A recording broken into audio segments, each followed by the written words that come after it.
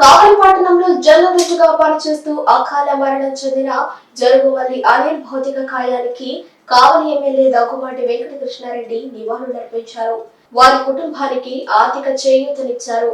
అనుకోకుండా మరణించిన కావలి మండలం రుద్రకోట గ్రామంలోని జర్నలిస్ట్ అనిల్ కు కావలి పట్టణ పాత్రికేయుల సంఘాలు, తోటి జర్నలిస్టులు తమ ప్రగాఢ సానుభూతి తెలియజేశారు.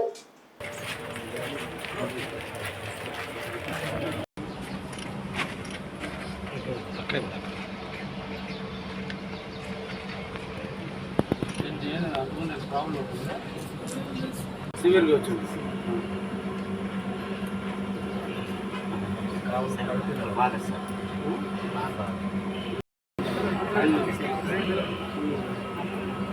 ఎన్టీవీలో ఉన్నాడు.